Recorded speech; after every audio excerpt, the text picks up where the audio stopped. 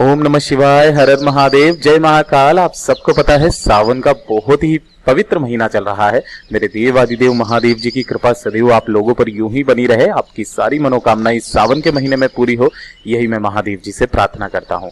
देखिए, गुरुदेव हमेशा अपनी कथाओं में कुछ न कुछ नए उपाय हमेशा बताते हैं जो कि घर की सुख शांति समृद्धि और साथ ही साथ आपके भविष्य के लिए बहुत ज्यादा अच्छे होते हैं। अगर आपके घर में सुख शांति समृद्धि नहीं है, छोटी छोटी सी बातों पर लड़ाई हो जाती है, या फिर कुछ भी अच्छा नहीं हो रहा है, घर में धन नहीं बढ़ रहा है, संपदा नहीं बढ़ रही है, परिवार में कुछ अगर अच्छा नहीं हो रहा है, तो आप केवल अपने परिवार के लिए एक छोटा सा उपाय जरूर कीजिएगा। पूज्य गुरु जी की कथा से सुन करके और समझ करके बहुत ही अच्छे से बताऊंगा। मात्र गेहूं के 7 दाने लेना, आपका घर हमेशा धन संपदा से भरा हुआ रहेगा।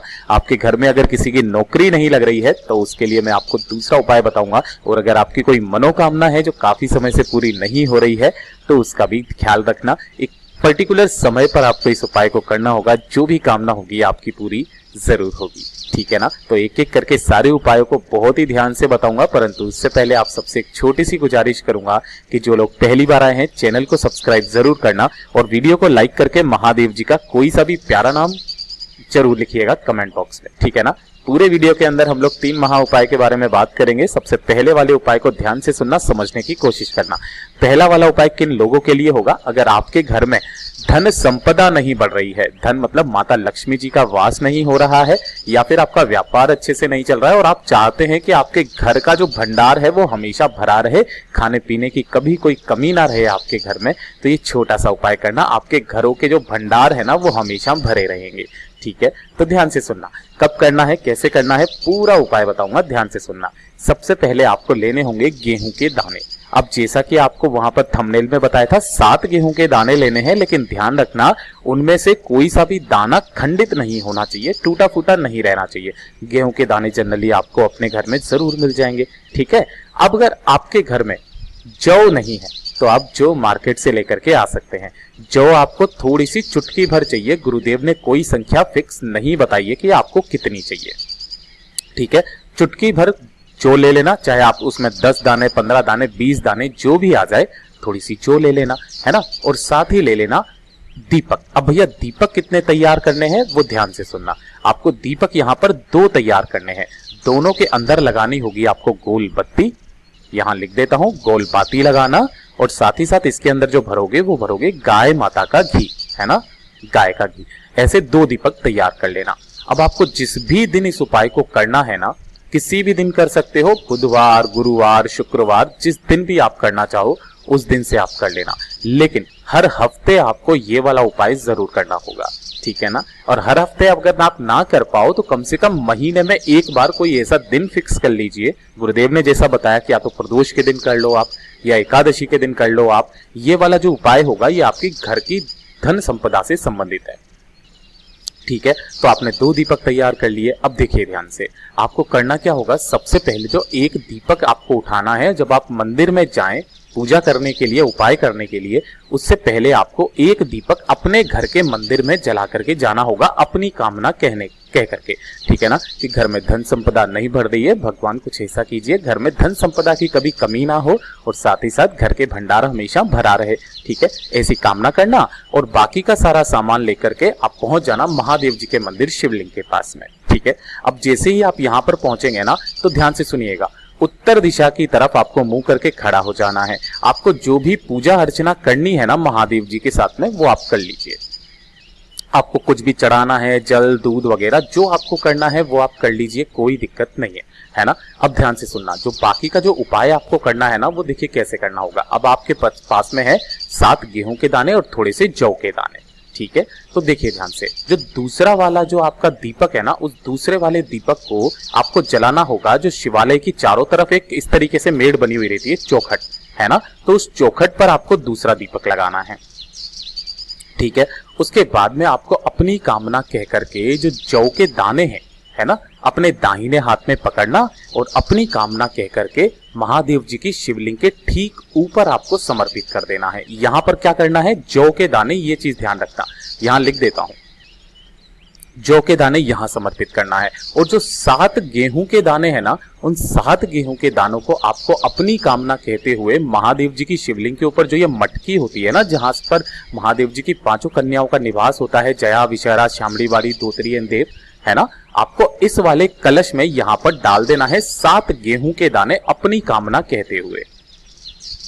ठीक है, ऐसा करने के बाद में आपको जो भी जल अर्पित करना है वो आप कर लीजिए। उपाय आपका यहाँ पर पूरा हो चुका है। लेकिन अब ध्यान से सुनिएगा, जब आप अपने घर के तरफ वापस आने लगो तो वापस आते समय शिवलिंग पर जो आपने जौ समर्पित करी थी उनमें से 1 या 2 दाने, जितने दाने हो सके 1 या 2 दाने आपको उठा करके लाना है और अपने घर में, जिसमें से जैसे कि आप खाना बनाते हो तो आटा लेते हो ना, तो आटे वाला जो डिब्बा होता है ना, उस आटे वाले डिब्बे में ये 2 दाने डाल देना है। ठीक है ना, ध्यान रखना उन्हें फेंकना नहीं है, आटे वाले दोनों डिब्बे में डाल देना। और अगर आप आटे वाला डिब्बा काम में नहीं लेते हो, जैसे काफी सारे परिवार वाले होते हैं, तो अगर आपके घर में कोई गमला लगा हुआ है ना, तो उस गमले में उसे डाल देना है ना, चाहे वो उग जाए कर जाए कोई दिक्कत नहीं है, उस गमले में आपको डाल देना है ना। इस तरीके से आपको या तो हर हफ्ते का 1 दिन फिक्स कर लीजिए या फिर आप महीने में 1 दिन ऐसा फिक्स कर लीजिए, उस दिन इस वाले उपाय को जरूर करना। आपका घर हमेशा भंडार से भरा रहेगा, कभी भी किसी भी चीज की कमी नहीं होगी। ये हो गया पहला उपाय। अब बात करते हैं दूसरे वाले उपाय की तरफ। ठीक है ना, देखिए दूसरा वाला उपाय किन लोगों के लिए है, एक तो होगा नौकरी के लिए, थोड़ा सा चेंज है बस, इसीलिए मैं एक ही उपाय में 2 उपाय बताऊंगा। और दूसरा, अगर आपके परिवार में किसी भी व्यक्ति को बहुत भयंकर बीमारी है, लास्ट स्टेज पर चल रहे हैं, बचने का कोई चांस नहीं है, तो मात्र 1 बार उपाय करना। दोनों में ज्यादा कुछ भी अंतर नहीं है, ध्यान से सुनना, समझने की कोशिश करना। सबसे पहले मैं नौकरी के लिए बता देता हूं, गुरुदेव ने जो बताया, आपकी अगर घर में किसी की नौकरी नहीं लग रही है, काफी समय से वो इंटरव्यू दे दे करके थक गए हैं या फिर एग्जाम दे दे करके थक गए हैं, नौकरी नहीं लग रही है, तो वो लोग क्या करें, ध्यान रख लेना, एक नियम बना लेना। गुरुदेव ने कहा एक नियम बना लेना रोज का। भैया धतूरा किसी शॉप दुकान पर आपको मिले या ना मिले कोई दिक्कत नहीं है, आप जाना पेड़ से तोड़ना और वही वाला एक धतूरा और साथ ही साथ 1 लोटा तांबे का लेकर के महादेव जी के मंदिर शिवलिंग पहुंच जाना। शिवलिंग के ऊपर उत्तर दिशा यानी कि नॉर्थ डायरेक्शन की तरफ मुंह करके खड़े हो जाना और 1 धतूरा मेरे देव आदिदेव महादेव जी के ऊपर आपको समर्पित करना। डंडी रहे विपरीत दिशा में धतूरे की और इसी धतूरे के ऊपर 1 लोटा शुद्ध जल मेरे देव आदिदेव महादेव जी को चढ़ाना। जो भी समर्पित कर देता है मेरा बाबा 1 से 2 महीने के अंदर अंदर, ज्यादा से ज्यादा 3 महीने के अंदर अंदर आपकी नौकरी का योग बना देता है। ठीक है, ये वाला उपाय है नौकरी के लिए। लेकिन अगर आपके परिवार में किसी भी व्यक्ति को कोई भारी भयंकर बीमारी हो चुकी है ना, तो उसके लिए कैसे उपाय करना है वो ध्यान से सुनना। उसमें थोड़ा सा उपाय जो है ना वो थोड़ा सा चेंज हो जाएगा। वहां पर आपको धतूरा काम में नहीं लेना है, आपको लेना होगा इस तरीके से, जो शमी के पौधे का फूल होता है ना, ये शमी का पौधा, देखिए सावन का महीना चल रहा है, शमी का जो भी पौधा है ना उस पर जो भी फूल लगा हुआ रहे ना इस तरीके का, इस एक फूल को लेना और 1 लोटा लेना तांबे का। इसके अंदर आपको अपने घर का शुद्ध जल भरना है। ठीक है, और इसी के अंदर आपको उस एक फूल को डाल देना है, किसका, शमी का फूल। ये चीज ध्यान रखना, शमी के वृक्ष की बहुत ज्यादा प्रधानता है। और इसे लेकर के पहुंच जाना महादेव जी के मंदिर शिवलिंग के पास में। ठीक है, ध्यान से सुनना, उत्तर दिशा यानी कि नॉर्थ डायरेक्शन की तरफ मुंह करके खड़े हो जाना। मेरे देव आदिदेव महादेव जी के ऊपर परिवार का कोई भी सदस्य कर सकता है। जो भी व्यक्ति लास्ट स्टेज पर चल रहा है या बहुत ज्यादा कंडीशन उनकी खराब है, तबीयत बहुत ज्यादा खराब है, उनका नाम और गोत्र बोलकर उनके परिवार का कोई भी सदस्य, अगर कोई भी व्यक्ति यहां पर उस एक शमी के फूल को तांबे के लोटे में डाल करके महादेव जी को जो समर्पित कर देता है, किन महादेव जी के नाम से, नीलकंठेश्वर महादेव जी के नाम से, ये नाम याद रखना है ना, नीलकंठेश्वर महादेव जी के नाम से, उस व्यक्ति की तबीयत में सुधार होने लगता है और वो धीरे धीरे करके सही भी हो सकता है। और मेरे देव आदिदेव महादेव जी की कृपा रही तो वो उस मृत्यु के क्षण को भी टच करके वापस आ सकते हैं। ऐसा अचूक उपाय है ये, जो कि सिर्फ और सिर्फ नीलकंठेश्वर महादेव जी के नाम से किया जाता है। किसी भी दिन इस उपाय को कर लेना। अगर कोई व्यक्ति आपके परिवार में बहुत ही ज्यादा बीमार है, हफ्ते में 1 बार उनके नाम से इस वाले उपाय को जरूर करना। है ना। और जो नौकरी वाला उपाय बताया ना, वो वाला आपको अगर नहीं मिल रही है ना, डेली का एक उपाय बना लीजिए, डेली का नियम बना लीजिए कि आपको धतूरा चढ़ाना ही चढ़ाना है। ठीक है, ये हो गया दूसरा उपाय। अब बात करते हैं तीसरे वाले उपाय की तरफ, जो कि होगा आपकी मनोकामना पूर्ति के लिए। ठीक है ना, अगर आपकी कोई मनोकामना है जो काफी समय से पूरी नहीं हो रही है ना, तो ये छोटा सा उपाय करना, हफ्ते में एक बार इस उपाय को करना होगा। ठीक है, ज्यादा से ज्यादा 2 महीने यानी कि 8 से 10 बार आपको इस उपाय को करना होगा। आपकी जो भी कामना होगी पूरी जरूर होगी। मेरे देवादिदेव महादेव ने चाहा तो आपकी सारी मनोकामना पूरी होगी।